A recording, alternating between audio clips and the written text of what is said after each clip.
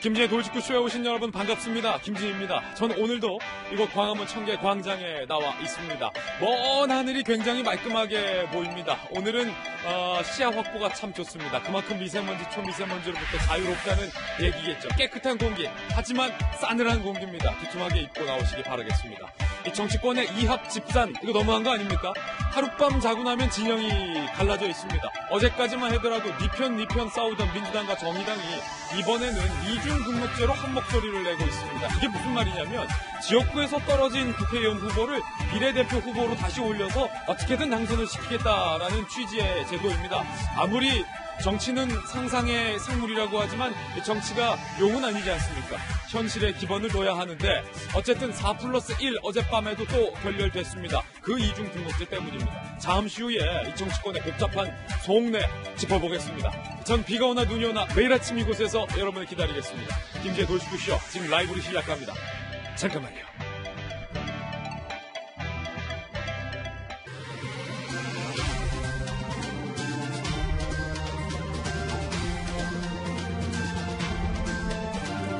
신문 읽어주는 남자입니다. 요즘 국회를 보면 의문이 참 많습니다. 도대체 4+1은 어떤 기구이며 법에 등록된 기구인가 라는 생각도 듭니다. 그리고 이중 등록제는 뭐고 석패율은 또 뭔가.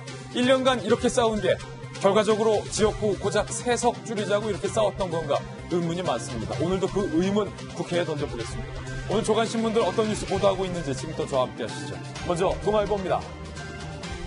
자, 일단 국회에서 이례적인 상황이 나왔습니다. 국회의장 출신의 첫 총리 정세균 전 의장이 지명이 된 겁니다. 전 입법부 수장을 행정부 2인자로 모시는 것, 이것 과연 직제상 적절한가의 논란이 지금 국회에 있습니다.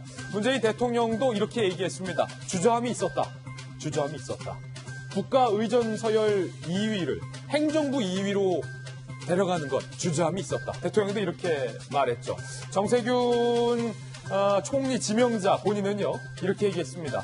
경제 살리기와 국민 통합에 주력하겠다라는 메시지를 냈지만 보수 야당에서는 삼권 분립의 질서를 무시했다. 의회를 행정부의 하수인으로 생각하는 것이냐라며 강하게 반발하고 있습니다.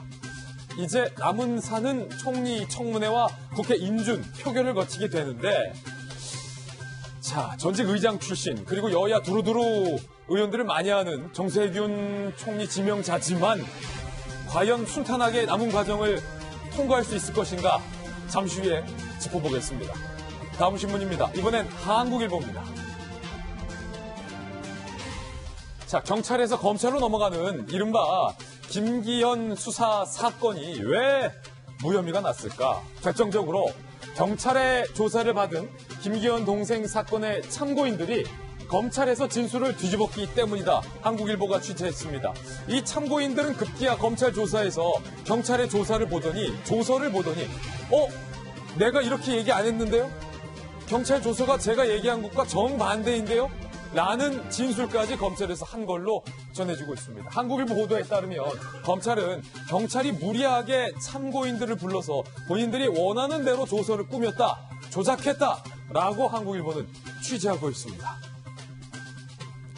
이른바 경찰이 짜맞췄다라는 겁니다. 참고인의 진술을 있는 그대로 조서에 반영하지 아니하고 경찰이 급하게 퍼즐 조각 맞추듯 무언가를 짜맞춘 이유는 과연 무엇일까요? 어딘가로부터, 위에서부터 하명이 내려온 것 아니냐? 검찰은 이렇게 의심하고 있습니다. 다음 신문입니다. 이번에 한겨레 신문입니다.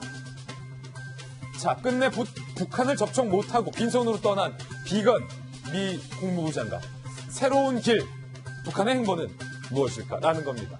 연말 시한이 없다며 단계적 접근을 수용하겠다. 북한의 만남 공개 제안했지만 북한이 대답하지 않았습니다. 끝내 자, 연말에 미북 회담은 이미 물 건너갔다라고 전망하는 전문가들이 많습니다. 게다가 북한이 성탄절 이전에 물리적 도발을 해올 것이다라고 경고하는 목소리도 점점 더 강해지고 있습니다.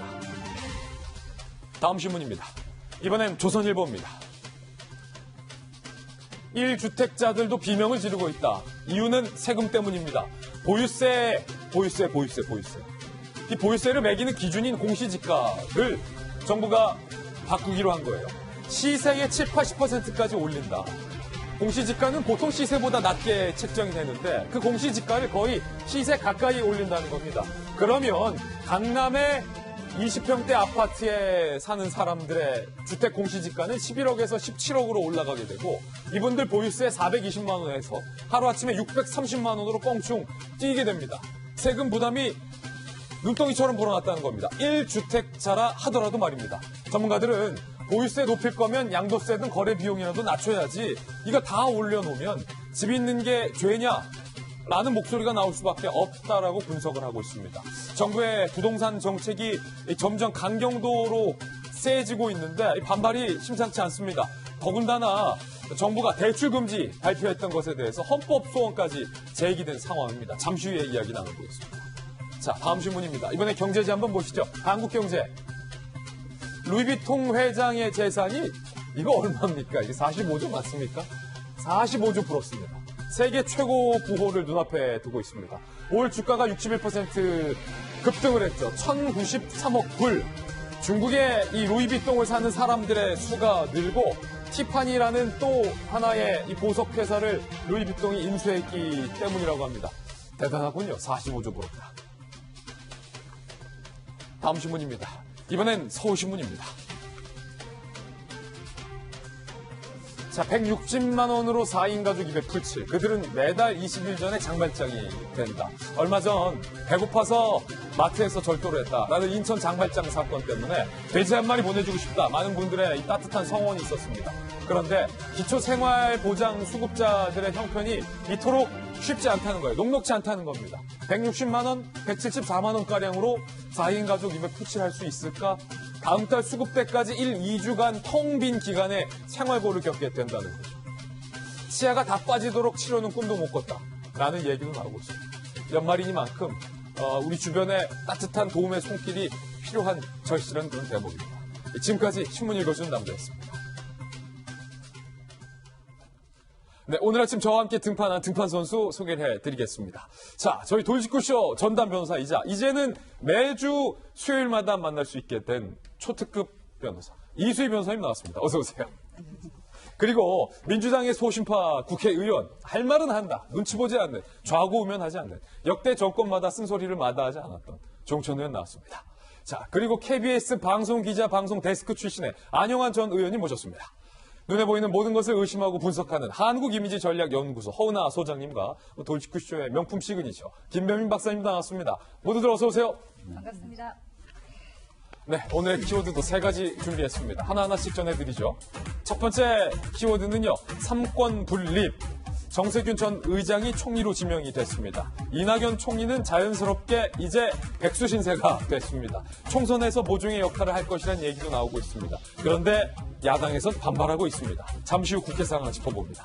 두 번째 키워드는요. 군기. 황교안 대표가 군기 잡기에 나섰다는 관측이 많습니다.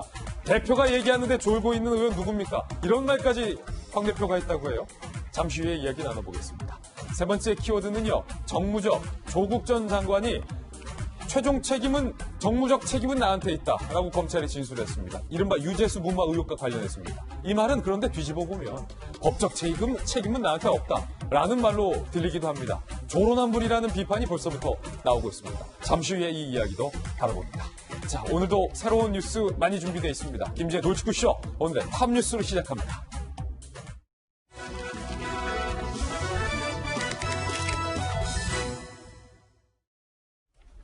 자, 날씨가 쌀쌀한 게 선거의 계절이 다가오고 있습니다. 이제 곧 총선이 다가왔다는 것을 직감할 수 있는 건 정치권에서 날라오는 뉴스들을 읽어보면 누구나도 직감할 수 있을 겁니다. 오늘 탑뉴스 주제부터 공개합니다. 바로 이겁니다.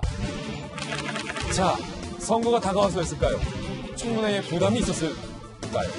이낙연 총리의 후임 자리에 결국은 논란이 많았지만 대통령이 정세균 전 의장을 지명했습니다. 일단은 정세균 전 의장의 목소리부터 들어볼 텐데 입법부의 수장, 명백히 3권이 분립되어 있는데 입법부의 수장이 행정부의 2인자로 가는 것이 바람직하지 않다라는 야권의 목소리가 있습니다. 먼저 정세균 총리 지명자죠. 본인의 목소리부터 들어보시죠.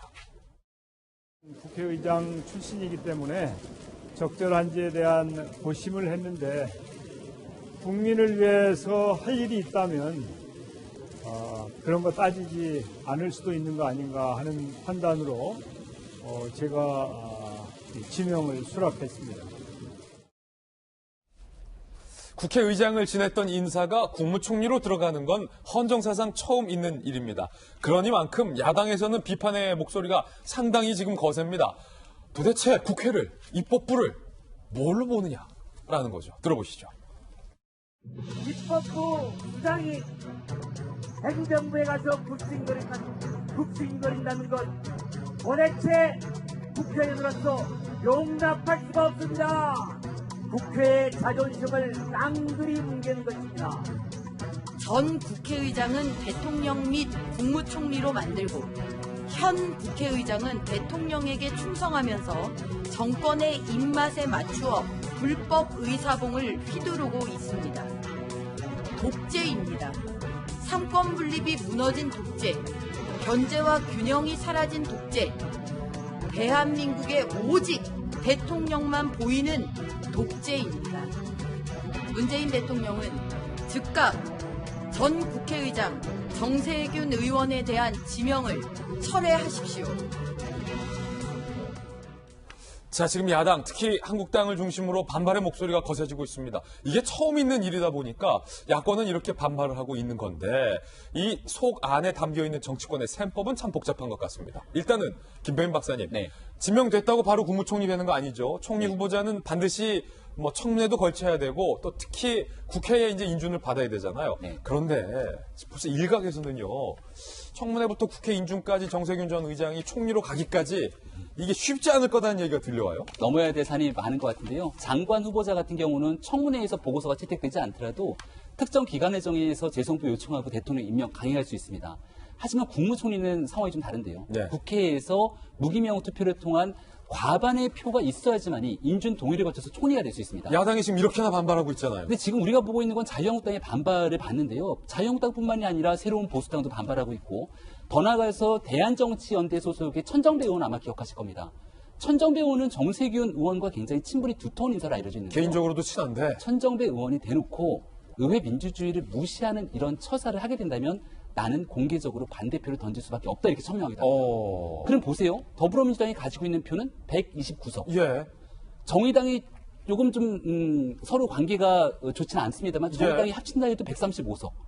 과반 의석이 턱없이 부족합니다. 그렇죠. 여기에 조금 전에 제가 얘기했던 것처럼 천정배 의원처럼 생각하고 있는 의원들의 숫자가 조금 더 많아지기 시작한다면 국회 본회의에서 이 인준동의안이 부결될 수 있는 겁니다. 그러면은 어떻게 돼요? 이쯤 되면 생각나는 게 불멸의 총리, 정우원 총리가 좀 생각나는 그런 국민들이 있지 않을까 생각이 지금 되는데요. 집에서 잘 쉬시는 분은 또 왜 소환합니까? 그 당시에 정우원 총리가 야 이제 드디어 나의 임무가 다 끝났다라고 해서 안대희 후보자가 딱 들어섰는데 결국은 낙마하게 됩니다. 예. 그리고 나서 안대희 총리가 그 당시 정우원 총리가 다시 집에 못 가게 되는 상황이 와서 그 당시 문창급 후보자가 또 나타나는데 문창급 후보자도 결국 낙마하게 되죠.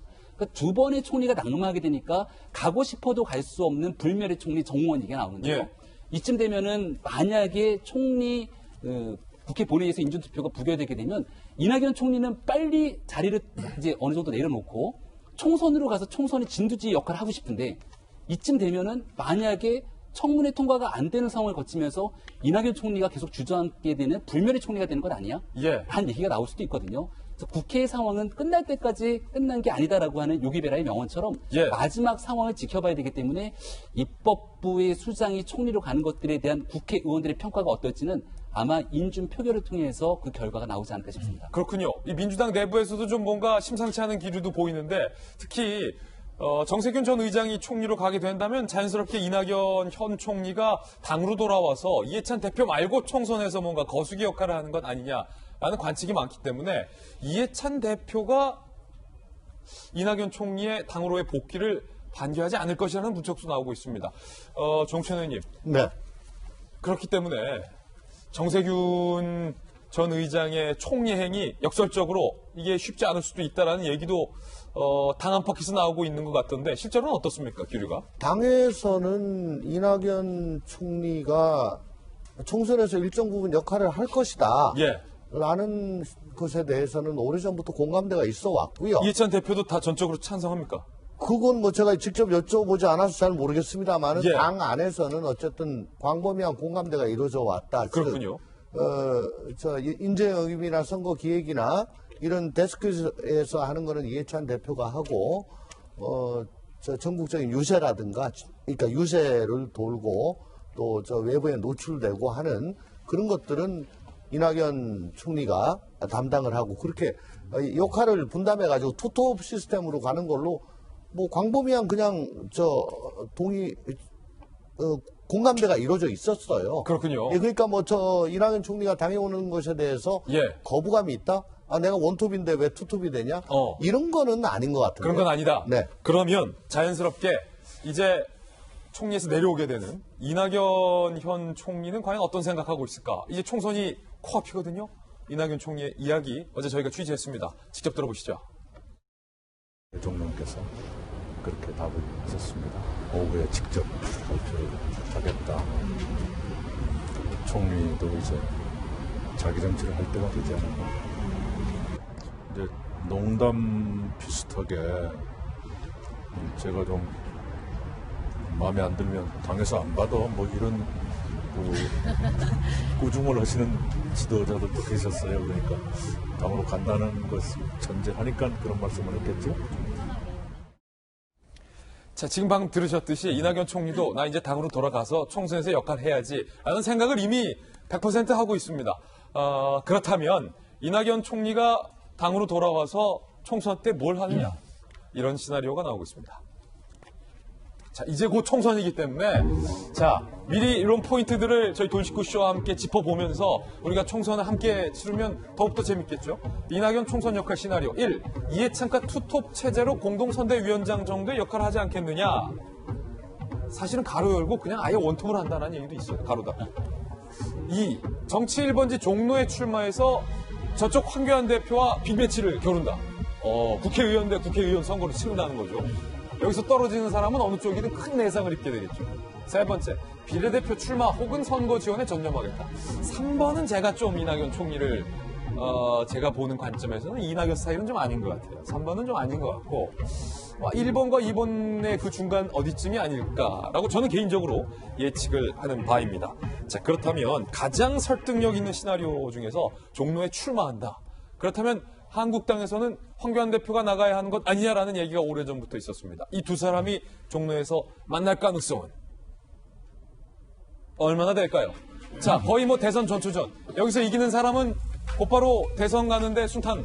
하지만 여기서 패하면 이거 대선행에 빨간불이 켜질 수밖에 없죠. 일단 최근 실시된 차기 대선 주자 여론조사 결과는 이낙연 31.5%, 황교안 22.4%지만 다른 후보들도 있기 때문에 진짜 이 두 사람이 대선에서 맞붙는다면 지금과는 전혀 예측할 수 없는 결과가 나올 수밖에 없고 두 사람 다 사실 지지율이 상당히 높다라는 것만 이 데이터로 좀 보면 될 것 같은데 안용환 의원님, 네. 방송 기자 오래 하셨고 데스크도 하셨고 국회의원도 하셨으니까 이 두 사람이 진짜 종로에서 맞붙을 가능성이 한 몇 프로나 됩니까? 있다라고 먼저 말씀드리고 있다. 싶습니다. 네. 종로는 굉장히 상징성이 큰 지역구예요. 지금 대한민국의 253개 지역구 가운데서 항상 넘버원으로 하면 종로를 이야기합니다. 예. 아시겠지만 종로에는 청와대가 있고요. 정부 종합청사가 있고 헌법재판소가 있습니다. 대한민국의 가장 중요한 누가 보더라도 대한민국의 상징적인 군인데 역대 대선 주자급들이 되게 종로를 노렸지요. 예. 이명박 대통령도 종로 출신이고 노무현 전 대통령도 종로에서 나왔고 지난 오세훈 시장도 나왔었고요.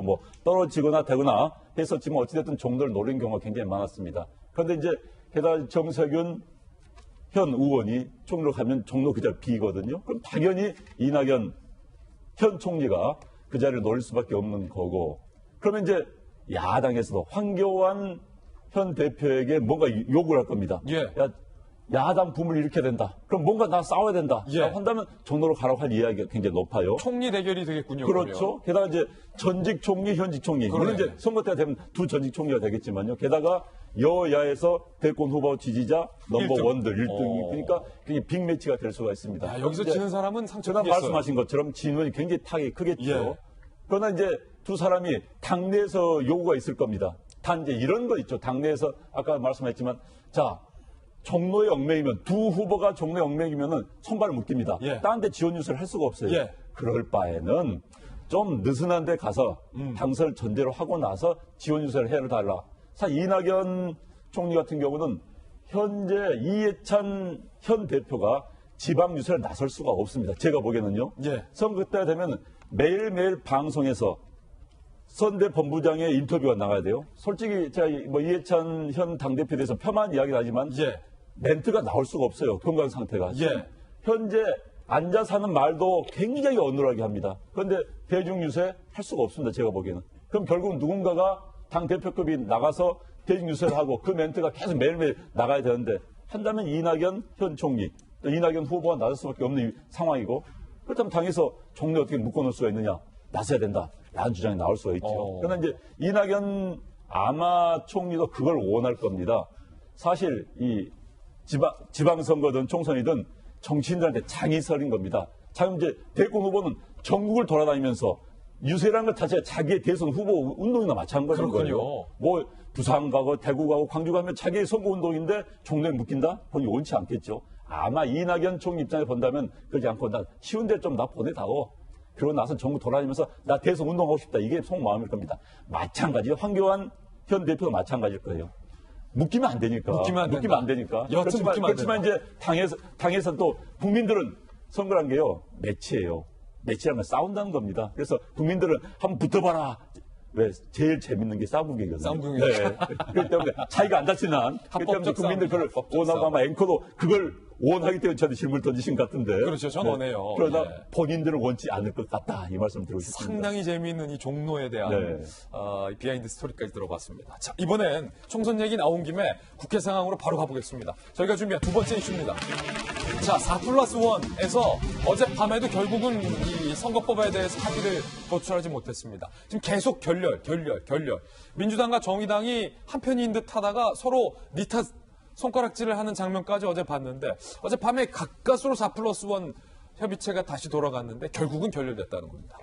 자, 일단은 이인영 원내대표와 심상정 대표의 날선 목소리부터 바로 들어보시죠. 이러한 때 4+1 협의체가 초심을 잃고 정체되고 있어서 말할 수 없이 안타깝습니다. 개혁하고자 했던 우리의 초심으로 돌아갑시다. 모두의 깊은 성찰과 전형적인 태도의 접근을 요청드립니다. 석패율제는 재고해 줄 것을 거듭 요청합니다. 개혁의 이름을 앞세워 일방에서 무리한 희생을 강요해서도 안 됩니다. 더불어민주당에게 마지막으로 촉구합니다. 4+1 공식 협상 개최를 요구합니다. 공식 협상의 결과를 놓고 우리 정의당은 최종 방향을 정할 것입니다. 자, 이수희 변호사님, 이 민주당과 정의당을 향한 비판의 목소리가 상당히 지금 높아지고 있습니다. 물론 다른 당들도 잘하는 건 없습니다만 일단은 선거제와 관련해서 이미 예비후보 등록이 어제부터 시작됐잖아요. 그렇죠. 예비후보 등록이 시작됐는데 지금 선거 룰에 대해서 아직 합의도 못했다. 어쩌자는 겁니까? 그러니까 선거 룰도 그렇고 또 하나는 이제 내가 지금 뛰고 있는 이 선거구가 뭐 살아 있을지 줄어들지 늘어날지도 모르는 이제 그런 선거구들이 또 몇 군데가 있죠.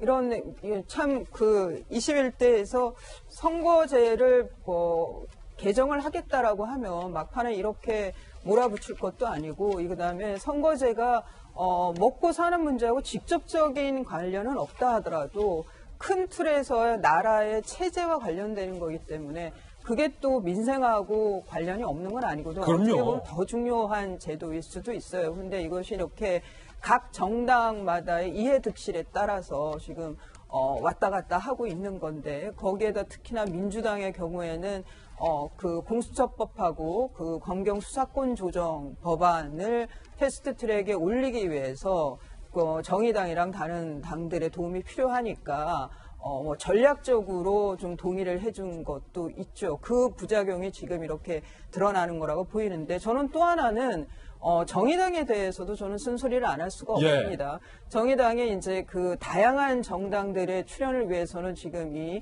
연동형 비례제가 필요하다라고 해서 이제 처음 그 발의를 했는데, 그렇죠. 제안을 했는데 지금 이제 국민들이 정말 정의당이 21대 국회에서 저런 당들이 많아지면 진짜 우리나라의 정치 그 뭐 정치 풍토에 정말 아주 그 신선한 바람이 불 수도 있겠다. 정말 변화를 일으킬 수 있겠구나. 라고 하면 지금 정의당이 원하는 그런 연동형 비례제에 대해서 참 여론이 크게 호응을 해줄 것 같아요.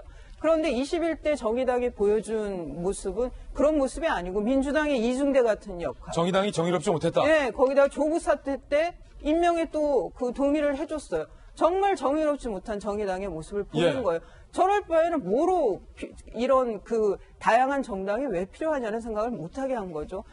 죄송한 얘기지만 노회찬 의원께서 그 극단적인 선택을 할 때 그 돈을 받은 거에 대해서 본인이 성찰하는 내용을 하고 이제 극단적 선택을 했어요. 저는 노회찬 의원 참 좋아하던 사람이지만 거기에 대해서 정의당이 나온 태도가 미안하다, 뭐 민망하다는 말이 한마디가 없었어요.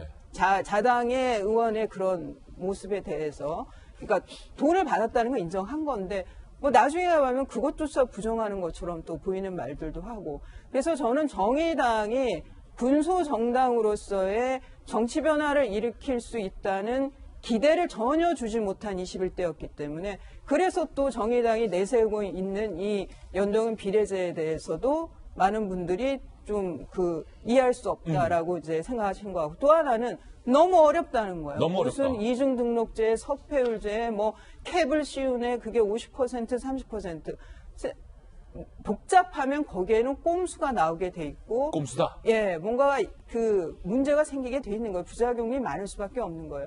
그런 면에서 저는 선거제를 왜 이렇게 급하게 처리하려고 하느냐. 저는 이거는 좀 다음 그 22대로 가는 것이 더 적절한 거 아닌가라는 좀 총체적인 생각도 해봅니다. 그렇군요. 결과적으로 룰을 정하지 못한 채 선거 등록이 시작된 어찌 보면 상당히 아이러니한 상황이 시작이 된 겁니다.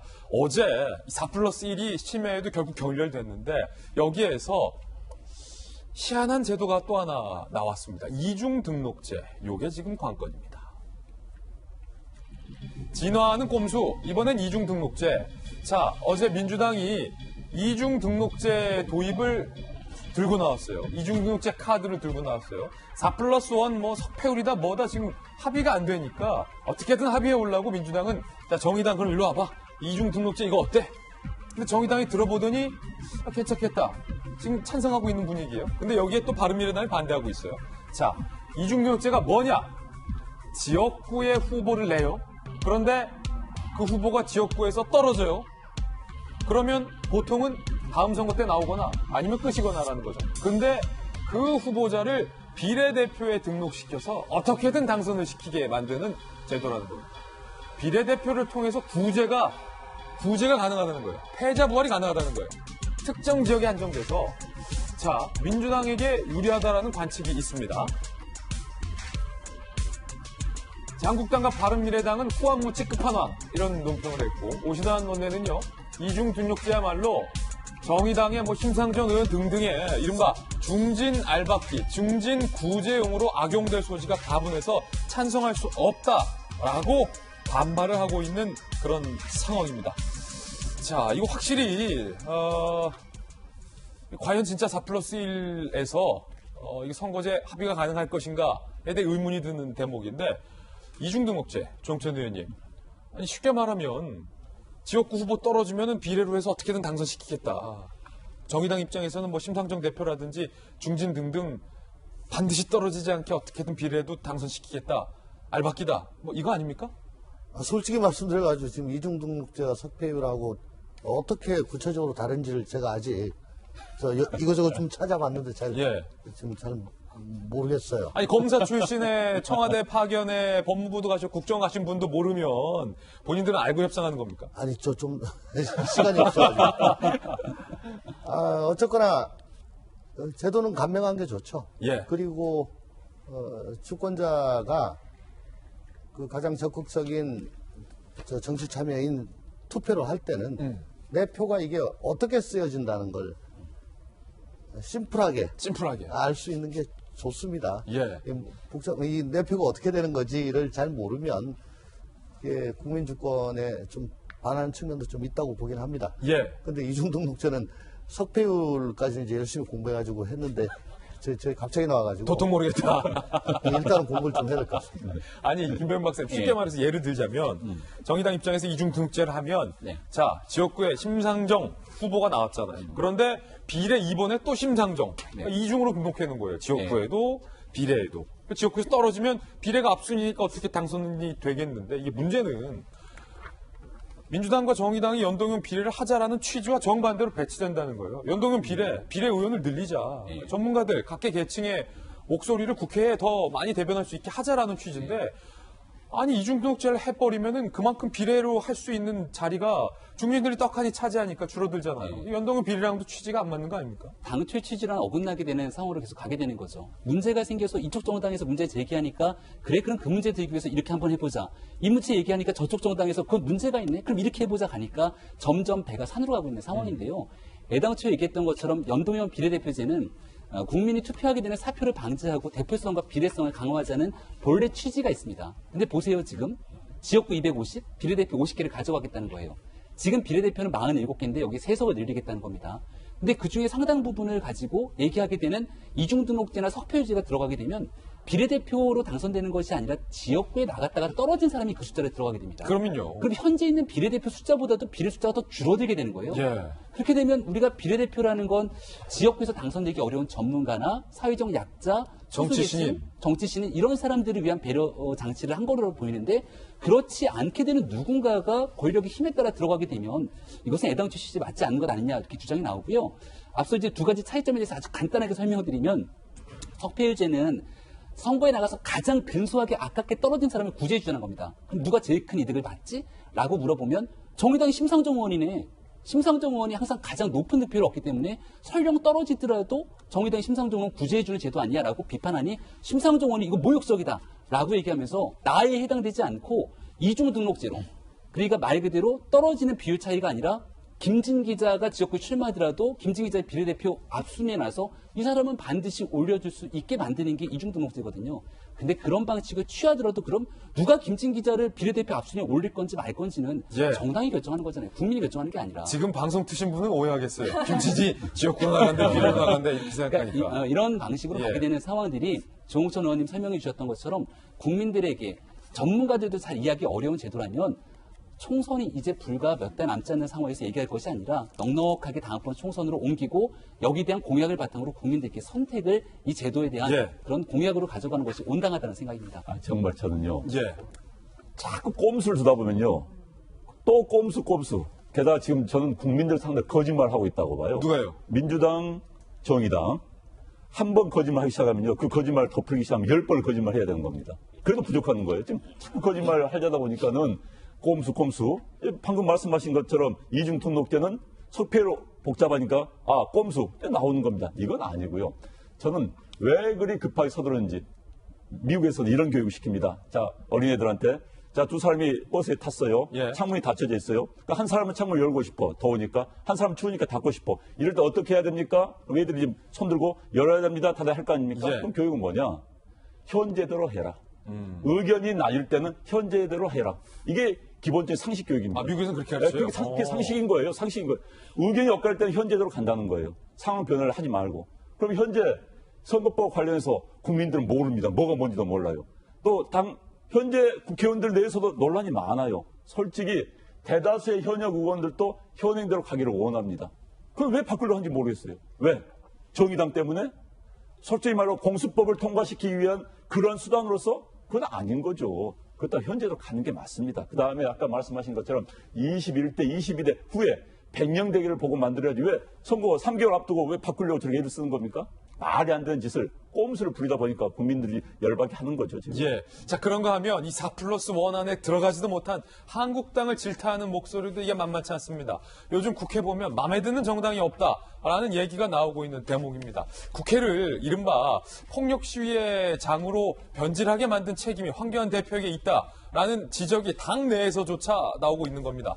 자, 그러자 황교안 대표가 이른바 군기 잡기에 나섰는데 이 절절함이 없는 당내의 의원들이 많다라는 얘기까지 꺼내들었습니다. 당대표가 얘기하는데 조는 의원은 누구냐라는 쓴소리까지 황교안 대표가 했습니다. 함께 보시죠. 의원들의 투쟁 참여가 적극적이지 않은 것 같다. 절절함이 없다고 보는 분들이 많다. 왜 똘똘 뭉쳐 싸우지 않나?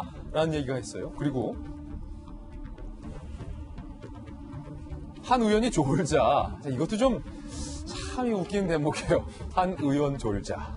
왜 졸입니까? 거기서 4+1 안에 들어가지 못해. 졸 때입니까? 물론 피곤할 수 있지요. 그렇지만 집에 가서 주무셔야죠.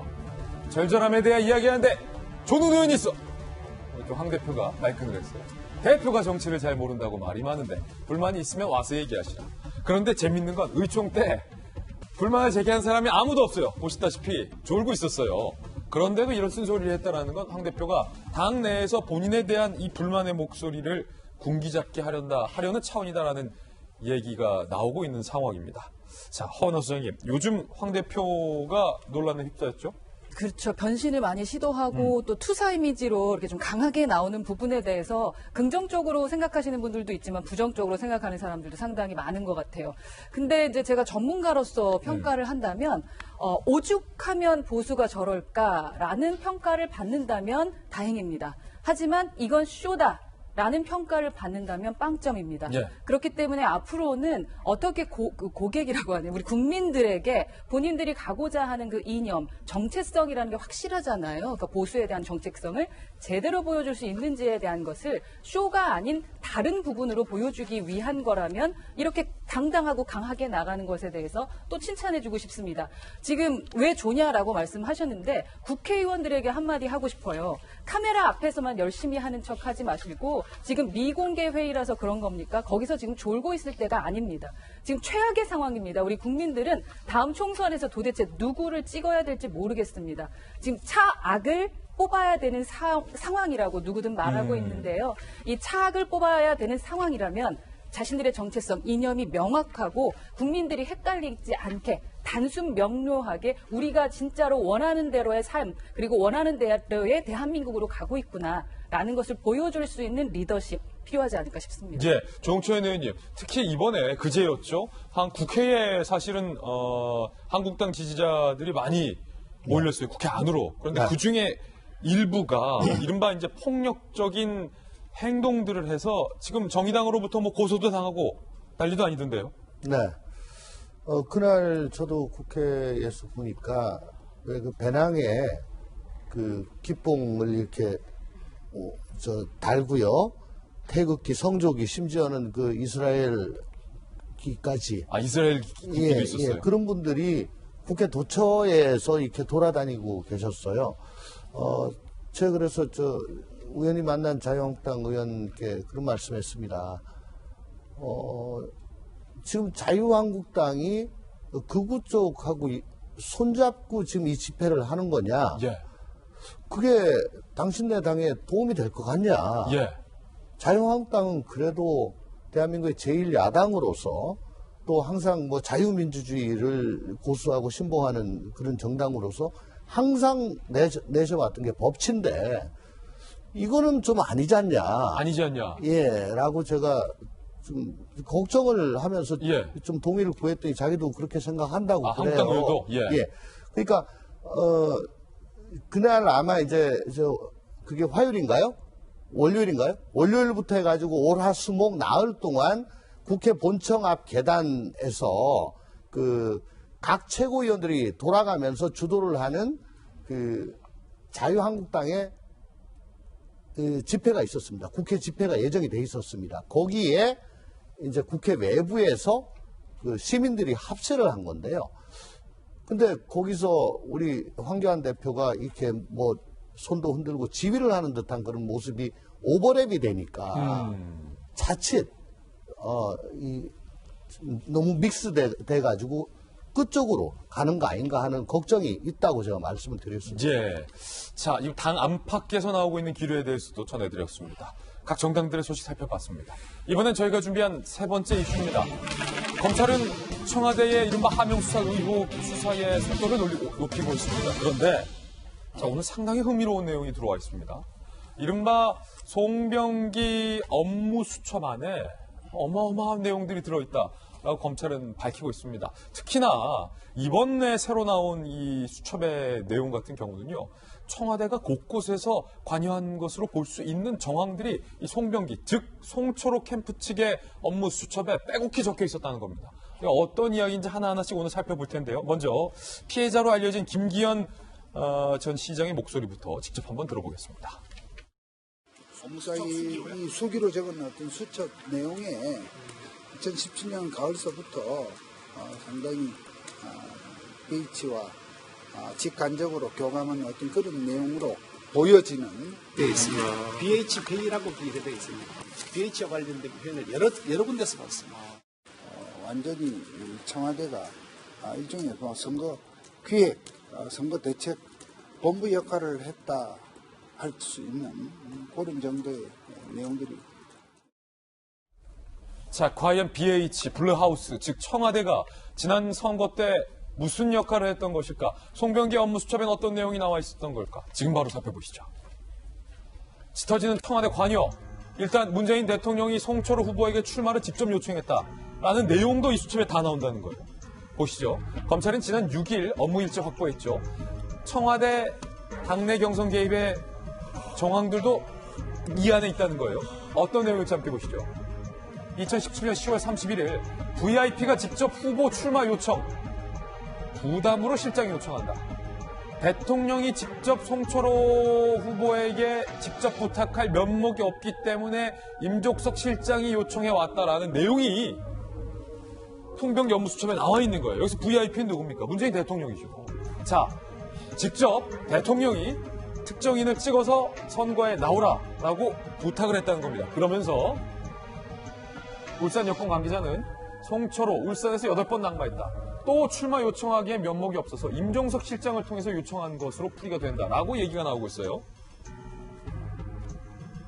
자, 지금부터 보실 내용이 더 논란입니다. 대통령은 뭐 까짓거 나오라고 부탁할 수 있어요. 워낙 호용호재하는 사이인데. 그런데 이 메모에는 이런 메모도 있었습니다. 2017년 10월 13일자 메모. A, B. A는 땡땡 발전, B는 자리 요구.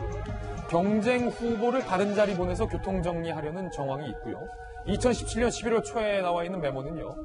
중앙당과 BH, 청와대가 앞서서 봤던 그 B를 제거, 그 이후 송초로 체제로 정리라는 메모까지 들어와 있었습니다. 이 말은 청와대가 직접 송초로 후보의 당내 라이벌을 제거해서 송초로 단독 체제로 청와대가 정리를 한다라는 내용이 암시되어 있는 내용이라 상당히 논란이 짙어질 것으로 보이는 대목입니다. 이수희 변호사님, 자, 이 메모만 보면 대통령이 직접 후보를 지목하고 청와대와 당이 나서서 후보의 걸림돌이 되는 사람들을 뭐 정리해줬다 이 말입니까?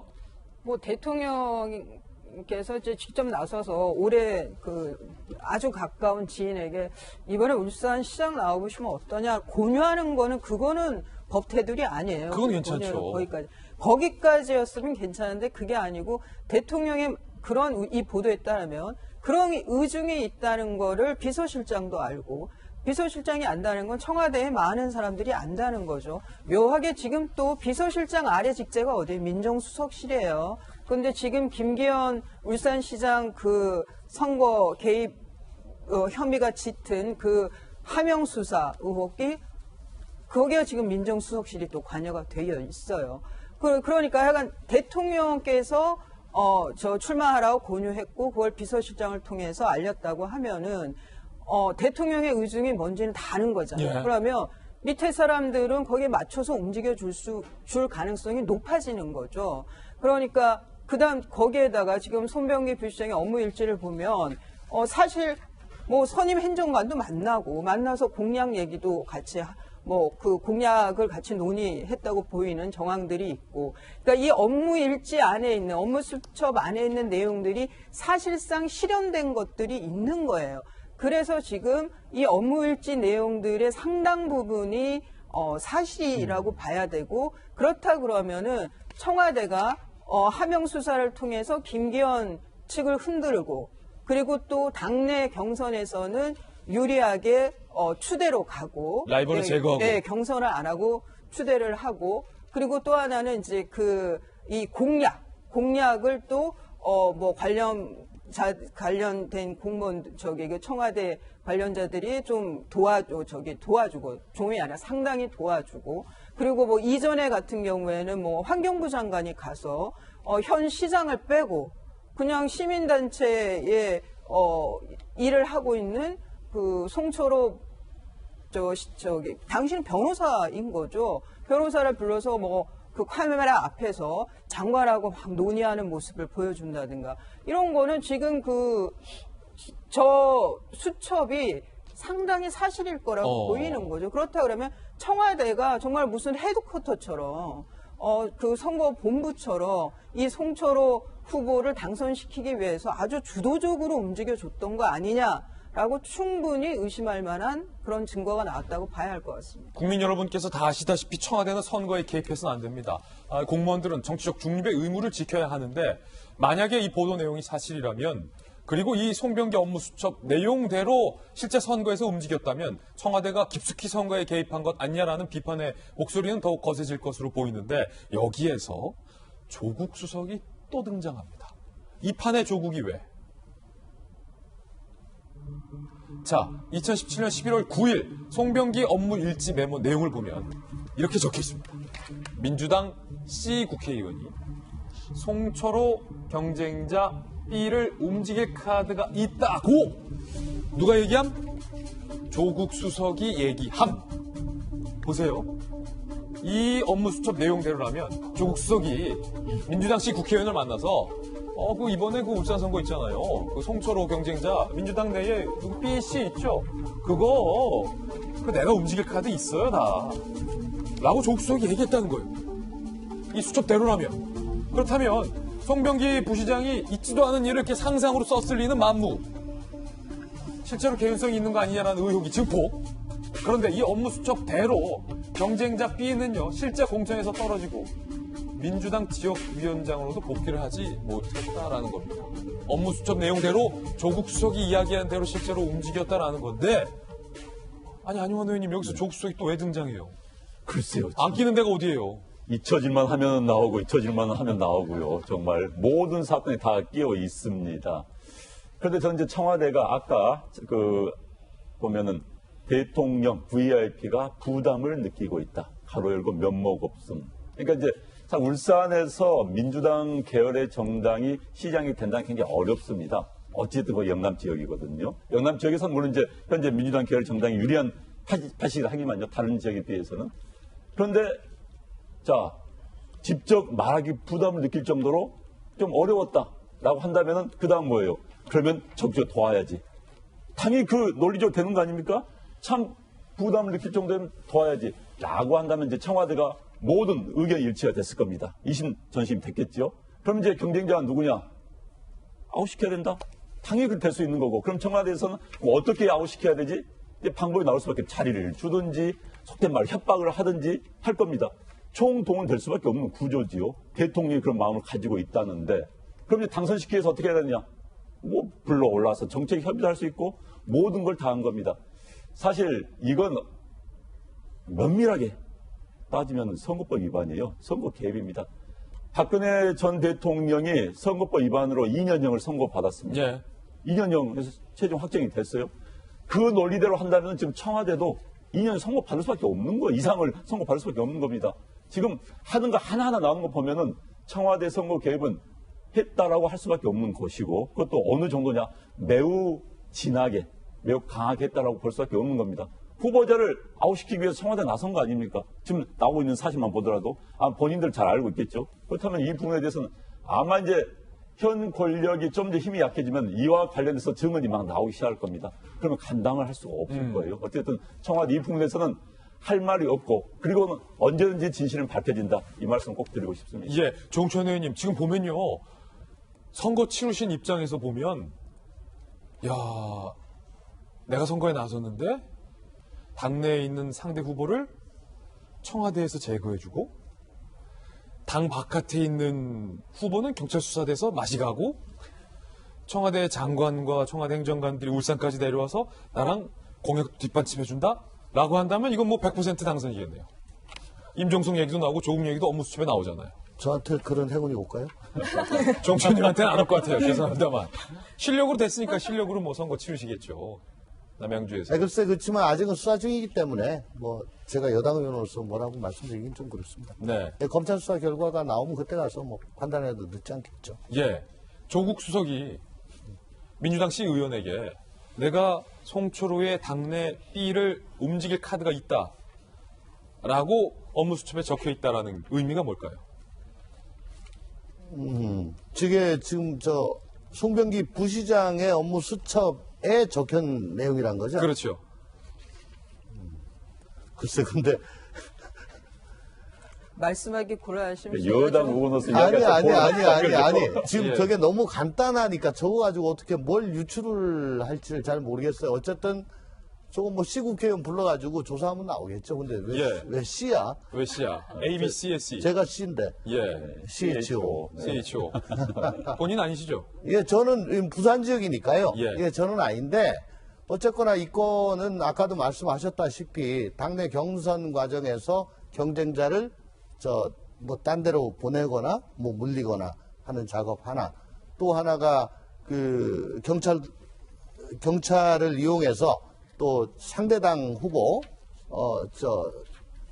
수사하는 거 하나, 그다음 공약 적극적으로 개발해 준 거 하나, 뭐 이런 정도 세 가지인데 지금 그 어느 것 하나 가벼운 거는 없어 보입니다. 간단치 않은 얘기들이에요. 가벼운 건 없어 보이고, 또한 업무수첩 가지고 지금 오늘 갑자기 각 일간지에서 보도가 쭉 나왔어요.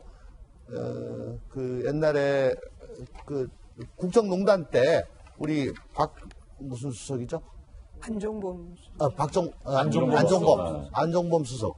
거기서 이제 뭐가 많이 나왔지 않습니까? 예. 그 생각이 좀 떠올랐고, 그러면 어떻게 해가지고 업무수첩 내용이 이렇게 다 노출이 되냐라고 또 궁금증을 가질 것 같은데, 아까 보니까 김기현 전 시장과 석동현 변호사가 그 이틀에 걸쳐 조사를 받았어요. 그때 뭐 조사만 한 게 아니고 이제 관련 자료 보여주면서 이거 어떻게 생각하냐, 이런 일이 있었냐, 그걸 근거로 해가지고 묻습니다. 그러면 이제 그 기억을 복귀하거나 혹은 메모를 해가지고 나온 것 같은데, 예. 그래서 업무수첩 내용이 저런 내용이 있었다는 것 자체는 사실인 것 같아요. 예. 그러면 이게 좀 간단치 않다. 예, 그런 생각이 듭니다. 앞서 얘기 나왔듯이 박근혜 전 대통령이 선거 개입과 관련해서 공천 개입으로 2년형을 선고받은 바 있습니다. 그때와 지금이 뭐가 다르냐는 얘기가 나오고 있어요. 2016년 총선 직전 박근혜 전 대통령이 친박 인사들 TK 지역 당선위에 청와대 자체 여론조사를 실시합니다. 공천위에 친박 인사 명단을 전달한 건데 선거법 위반 혐의로 재판을 받았어요. 법원은 박 전 대통령이 선거 중립을 위반해서 친박 인사를 지원했다라고 판단하고 공무원 정당 경선 관여 혐의로 작년 11월 징역 2년을 선고한 바 있습니다. 김변 박사님, 만약에 지금 얘기 나온 대로 여러분 말씀하신 대로 청와대가 크게 이 세 가지 영역의 선거에 개입한 것으로 최종 드러난다면 박 전 대통령에게는 2년형 선고됐지만 이건 뭐 어떻게 돼야 됩니까? 앞으로 뭐 사법적 판단이 조홍천 의원님께서 얘기했던 것처럼 정말 간단치 않은 거예요. 이렇게 얘기하는 분들이 많은 것 같고요. 당내 경선에서 있었던 일 문제뿐만이 아니라 지금 청와대 민정에서 벌어지고 있는 일은 상대 정당 유력 후보를 떨어뜨리기 위한 목적으로 한영 수사 등에 대한 경찰 권력까지 동원한 것 아니냐라는 의혹이 핵심입니다. 근데 저는 여기서 제일 주목이 갔던 송병기 부시장의 업무노트 중에요. 땡땡 발전, 자리, 이 부분에 굉장히 눈길이 확 쏠릴 수밖에 없었거든요. 만약에 경선에서 분명히 당선시키고자 하는 4사람이 있는데 이 사람을 단독 후보로 세우기 위해서 중간에 있는 사람들을 조정하기 위해 뭔가 국민이 부여한 공직 자리를 거래, 흥정의 수단으로 썼다면 이건 용납하기 어려운 일이라고 봅니다. 따라서 지난번 지방선거 때 비단 이게 울산시에서만 일어난 일이냐라고 의심하고 있는 국민들이 적지 않은데요. 지금 뭐 야당 국회가 됐건 여당이 됐건 청와대가 됐건 이 부분은 전수조사 꼭 해줬으면 좋겠습니다. 지방선거를 전후해서 선거에 출마하려는 의지가 있었던 인사였는데 어떤 이유에서든지 선거 출마에 대한 의지를 접고 그 전후로 정부의 공공기관 등에 대한 여러 가지 단체에 취임하게 된 사람들은 얼마나 있는지에 대한 확인이 좀 필요하다 보이고요. 이런 방식으로 우리가 과거 드루킹 사태에서 봤듯이 오사카 총영사, 센다이 총영사 등 국가의 공직 자리를 갖고 거래 흥정 대상으로 쓰는 것 아니냐는 의혹이 증폭되고 있는 시점에 업무 노트에 나왔던 얘기까지 있으니까 이 부분에 대한 명쾌한 사실 확인은 지금부터 시작돼야 될 것 같다는 생각입니다. 그러니까 이게 우스갯소리로 핸드폰 녹음 잘하는 사람, 수첩에 필기 잘하는 사람을 얘들은 옛날에는 참모로서 이렇게 쳐줬는데 요즘은 녹음하고 수첩하는 애 말고 암기 잘하는 사람들을 요즘은 이게 우스갯소리예요. 뼈 아픈 대목입니다. 자, 이번엔 저희가 준비한 네 번째 이슈를 소개합니다. 바로 이겁니다.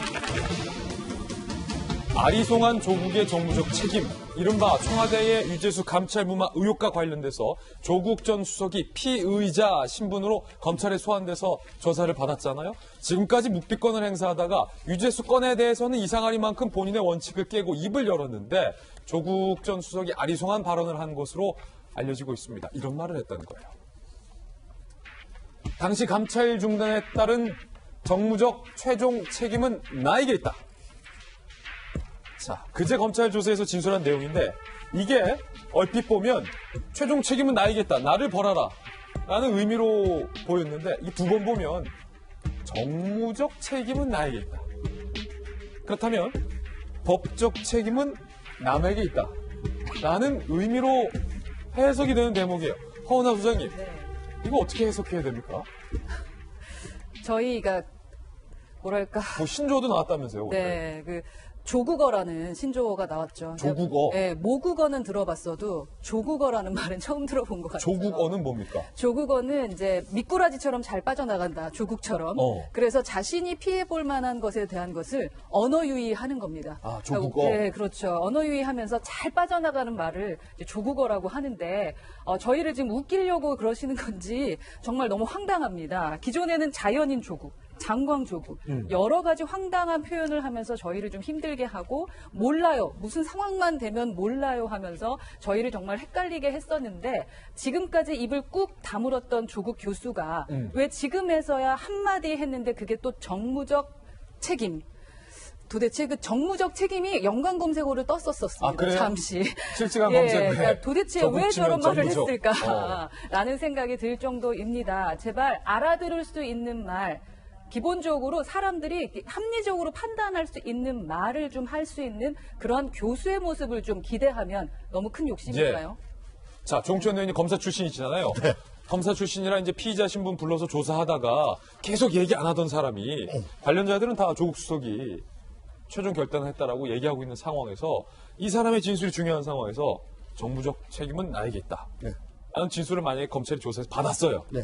그럼 그 이후는 이걸 어떻게 해석해야 됩니까? 아, 그게 뭔 뜻이냐고 계속 해묻겠죠. 정무적 책임이 뭔 뜻이냐? 예. 뭔 뜻입니까? 정무적 책임이라고 하는 거는 제가 이해를 하기에는 선택지가 뭐 A, B, C 뭐 복수로 있을 때 그게 이제 다 법적으로는 뭐 큰 문제는 없는데 어떻게 하는 것이 저 데미지가 제일 적고 그 이득이 제일 많냐라는 거에 대해서 저 선택을 할 수 있는 그런 상황에서 누구는 A라고 하고 누구는 B라고 하고 누구는 C라고 하는데 제일 윗사람인 나로 내가 곰곰 생각해 보니 그래도 A가 제일 낫겠네. 아이고 내 뭐 책임졌어. 내가 결정했어. 일로 가자. A로 가자. 해서 나중에 보니까 B가 제일 낫어요. A로 가니까 그 결과가 그렇게 안 좋지. 라고 할 때, 아유, 그 정부적인 책임이 나한테 있어. 라고 하는 걸로 저는 이해를 합니다. 그렇군요. 네. 그러니까, 저게 무슨 얘기냐면, 이제 법적으로는 뭐, 이렇게 해도 되고 저렇게 해도 되는데, 다 문제가 없는데, 나는 사직인가요? 예. 뭐, 그 판단을 했고, 그게 정부적인 판단이다. 라는 그렇군요. 얘기죠. 아, 그러니까 쉽게 말하면 이게 내가 뭐 그 판단했지만 그 법적으로는 하자될 게 하나 없고 그냥 내가 정무적으로 내가 괜히 그렇게 했네. 그냥 뭐 그 정도다. 그러니까 나중에 보니까 그 판단이 틀렸다면 그 책임은 나한테 있다. 예. 예. 예. 아니, 저는 예, 뭐 두 분 중에 아무나 먼저. 네. 예. 사실 굉장히 멋있을 뻔했어요. 누가 정무적이란 말만 없더라면 최종 책임 나가겠다. 얼마나 멋있는 리더로서는 항상 책임감이에요. 내게 모든 책임이 있다라고 했으면 멋있을 뻔했는데 정무적이라는 단어 하나 때문에 아주 멋이 없어졌습니다. 아주 멋이 없어요. 아주 쪼잔해졌습니다. 속된 말로 저는 이제 전문적으로 이렇게 받아들였어요. 보통은 그래요. 모든 법적 책임은 다 있다. 모든 책임은 다 있다. 이런 멋있는데 법적 책임을 쓰지 않고 정무적 하니까 저는 이렇게 들었어요. 예. 모든 불법적 최종 책임은 나에게 있다. 정무적이 불법적으로 저는 들었습니다. 모든 이제 법적이라면은 정말 실질적인 책임 나한테 진다는 이야기예요. 정무적이라는 것은 나도 책임 없다는 이야기랑 마찬가지거든요. 책임 없다는 얘기나 마찬가지다. 마찬가지인 거예요. 그러면 결국은 모든 불법적 책임 나겠다는 저는 이렇게 들렸습니다. 그래서 자꾸 말장난을 하다 보면요. 꼬입니다. 꼬여요. 차라리 저런 문자 메시지를 보내지 않았더라면, 기자들한테 보냈다는 거 아니면 안 했더라면 잘 나오는데 자꾸 말장난 하다 보니까 제가 꼬이는 거고, 말장난 하면요. 결국은 자기가 다칩니다. 우리 조국 전 법무부 장관은 말로 여기까지 올라왔어요. 솔직히 일개 교수가 말로 여기까지 올랐습니다. 자꾸 말로 스스로를 망가뜨리는 거예요. 멋있을 뻔하다가 단 하나 때문에 망가뜨려졌습니다. 예. 예전에 조국 전 장관 같은 경우는 본인 가족의 일가와 관련돼서 법무부 장관이 내려오면서 제 아내의 일로 검찰에 가게 됐습니다. 뭐 이렇게 얘기해서 한번 또 논란이 된 적 있지 않습니까? 예, 근데 지금 저 얘기는 지난 12월에 그 국회 운영위에서 기세등등하게 프라이버시였습니다. 예, 근거가 약해서 중단시켰습니다. 기세등등하게 얘기하던 거랑은 조금 이제 태도 변화는 있는 것 같아요. 180도군요. 예, 그런데 이제 저 얘기는 그 판단이 되돌이켜 보면은 과실이 있었지 고의는 없었다는 거는 그런 주장으로 보이고 그거는 직권남용이나 직무유기는 고의범이기 때문에 전체적으로 법적인 책임은 없다라는 걸로 이제 읽힙니다. 그런데 결과적으로 말하면 자신이 비겁했다는 거랑 무능한 민정수석이었다는 걸 지금 인정하는 거예요.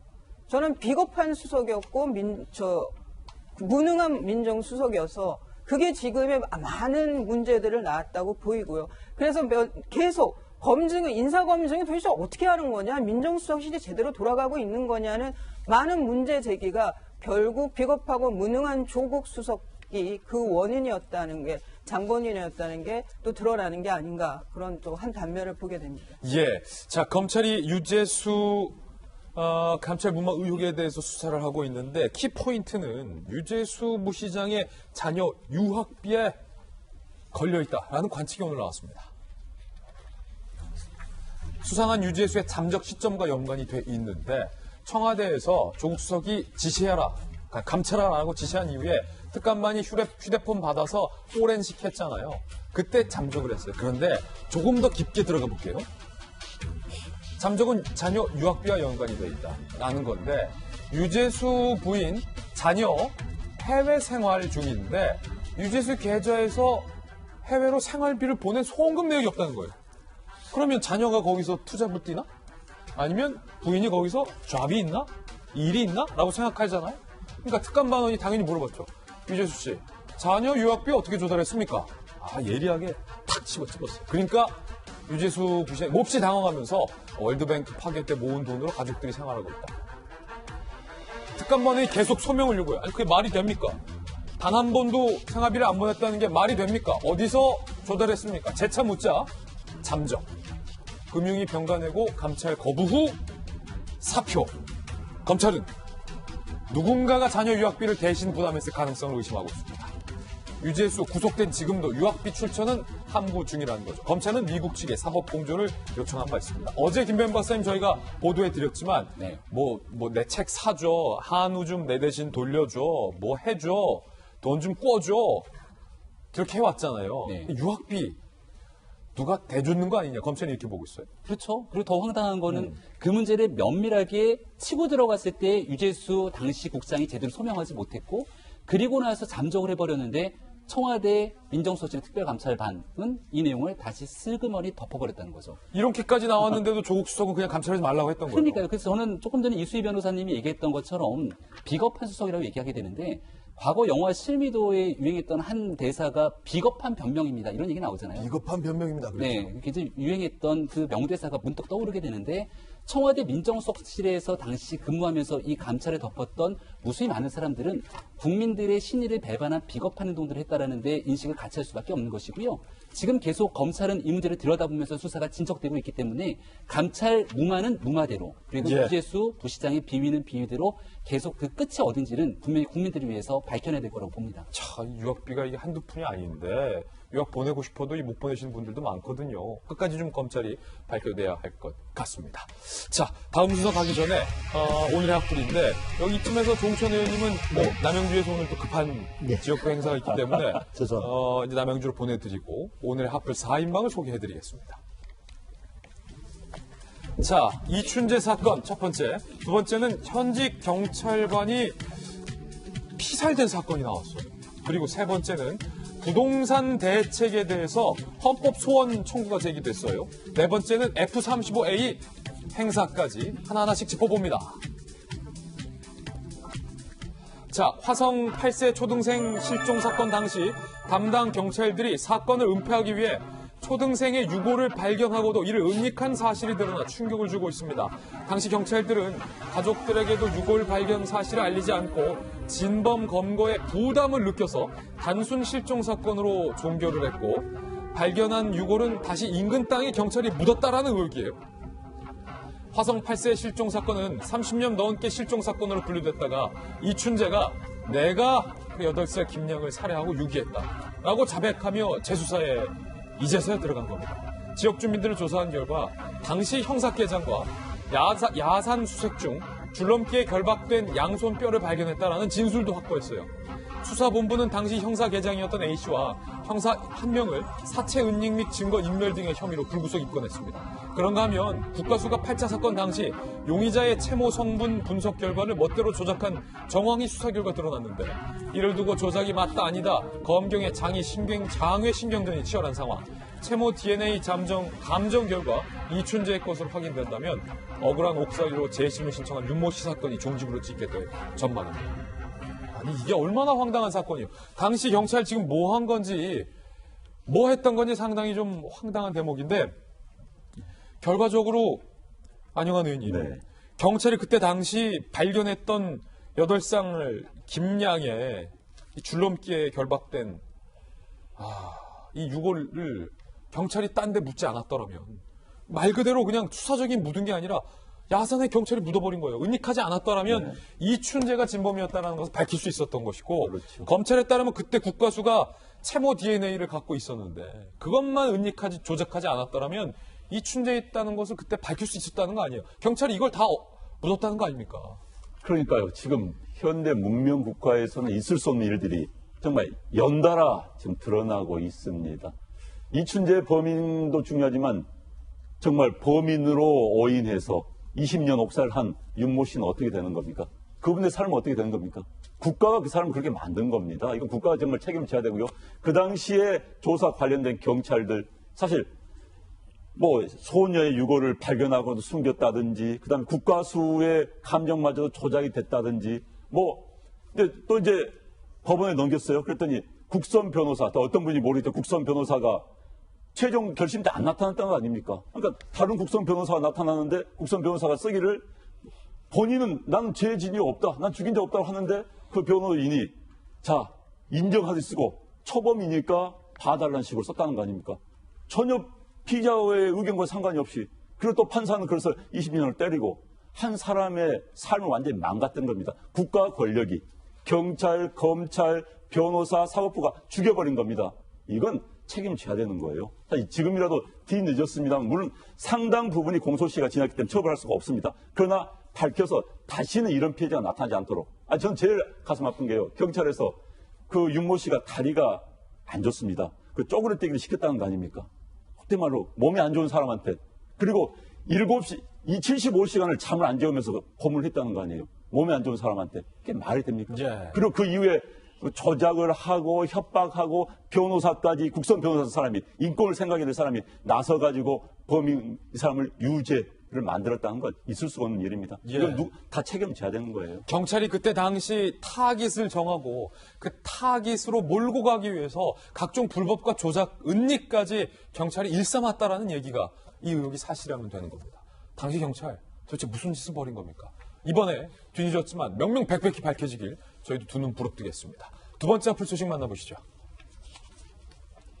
현직 경찰관이 피살된 사건이 큰 충격을 주고 있습니다. 주변 CCTV 확인 등을 통해 당일 함께 술을 마셨던 A씨를 살인 혐의로 긴급 체포했는데 이 A씨는 사망한 피살된 경찰의 11년 지기 친구였습니다. 결혼식 사회까지 봐줬을 정도로 각별한 사이로 알려졌습니다. 과연 11년 지기의 절친한 친구를, 게다가 경찰인 친구를 살해한 이유가 무엇인지 범행 동기에 의문이 더해지고 있는 상황. 그런데 살해당한 경찰관의 지인이라고 주장하는 사람이 인터넷 커뮤니티에 글을 남겨 관심이 모아지고 있는데요. 이 글에 따르면 사건 당일 두 사람은 술자리 후 피의자 A씨가 경찰관인 친구에게 자신의 집에서 자고 가라고 제안했고 CCTV에 찍힌 두 사람 모습은 어깨 동무를 할 만큼 사이좋은 모습이었습니다. 이후 A씨는 불과 30분 만에 피투성이로 집을 나와서 경찰서가 아닌 여자친구의 집으로 향했고 여자친구의 집에서 샤워를 하고 잠까지 잔 뒤 다음날 직접 119와 경찰에 신고를 했다고 하는 겁니다. 신고 전 변호사를 선임한 점이나 흉기를 사용하지 않고 심한 폭행을 통해 살해했다는 사실을 알리며 계획 범행을 암시하는 듯한 내용이었습니다.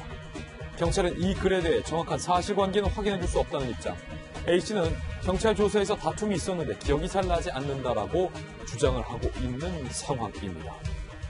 이게 미스테리한 일인데 만약에 이 커뮤니티에 올라온 글 내용 지금 제가 쭉 말씀드렸잖아요. 술자리 이후에 어깨동무까지 하고 사이좋은 모습, 우리 집에 와서 자고 가 친구야 라고 해서 경찰관 친구를 자기 집에까지 데리고 가서 살해한 후에 본인은 여자친구 집에 갔다는 것. 물론 이게 커뮤니티의 글이기 때문에 아직까지 경찰이 확인은 안 해주고 있는 건데 이 궁금한 건 왜 김범현 박사님 11년 지기 경찰 친구를 살해했느냐. 살해 동기겠죠.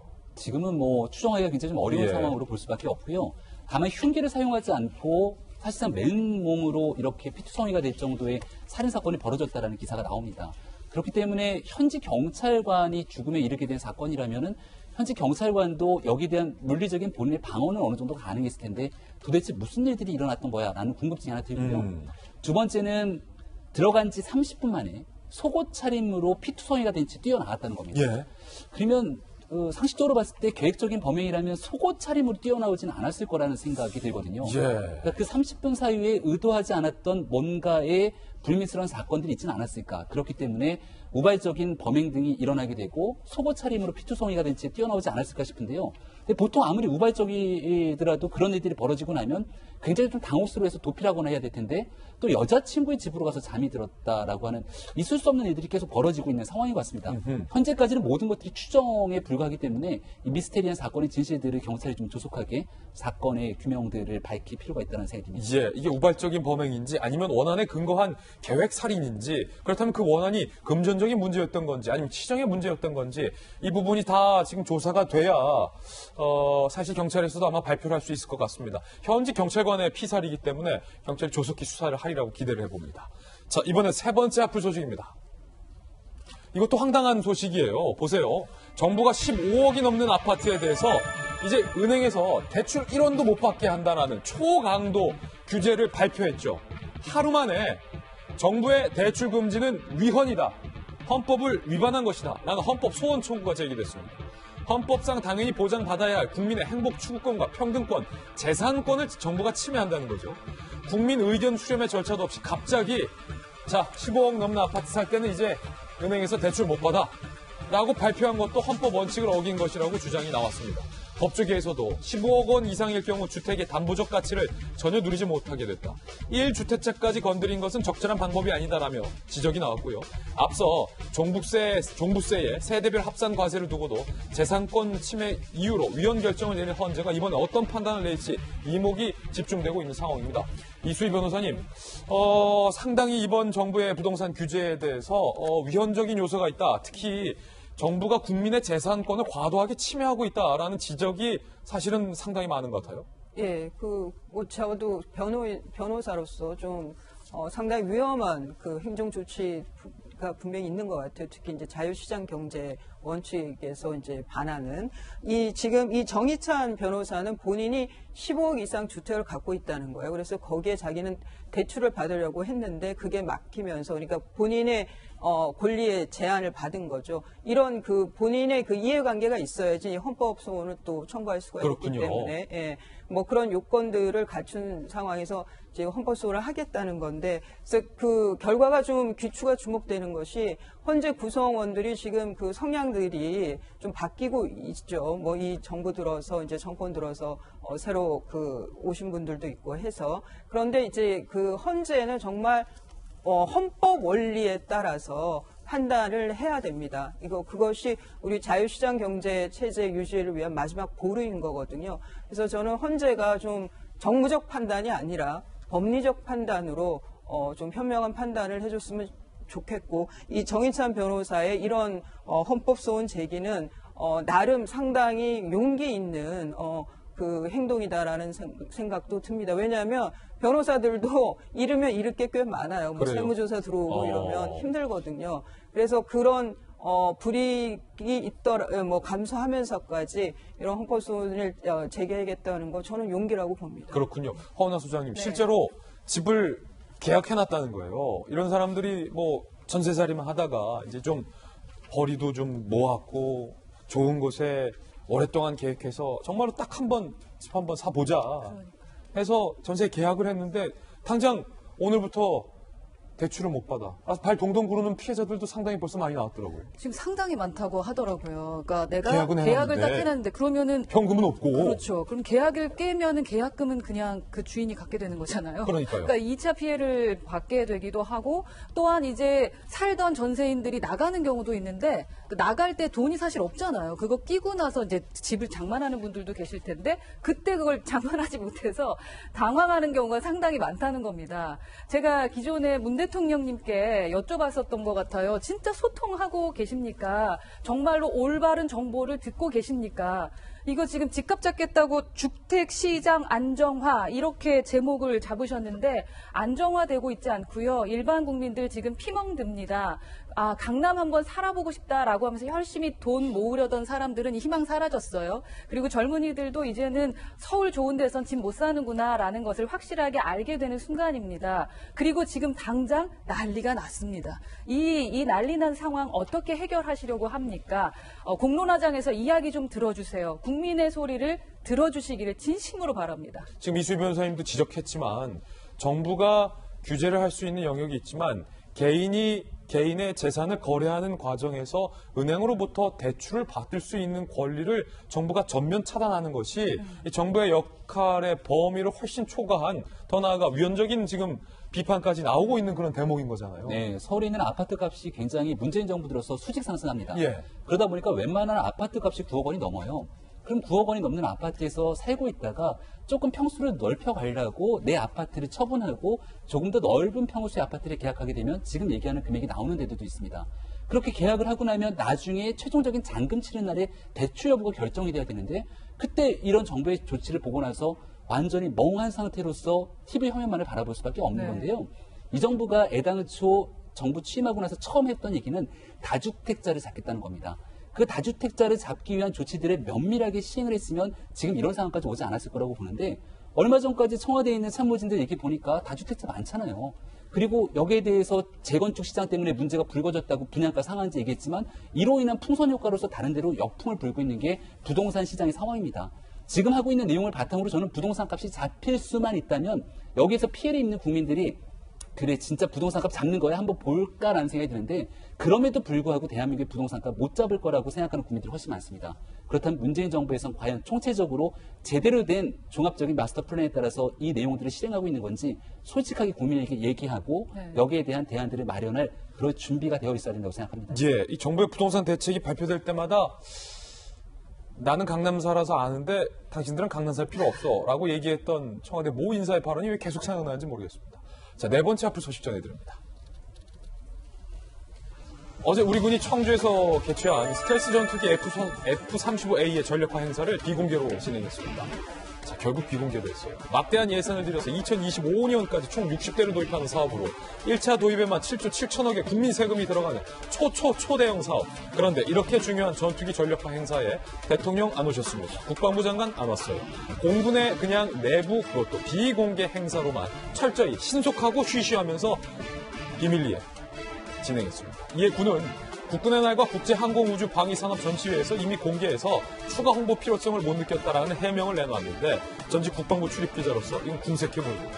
자신들은 미사일 쏴대면서 우리 군의 F-35A 스텔기 도입에 대해서 반민족적 범죄 행위라며 거세게 비판해왔던 북한을 의식한 우리 군의 저자세다라는 비판이 쏟아지고 있습니다.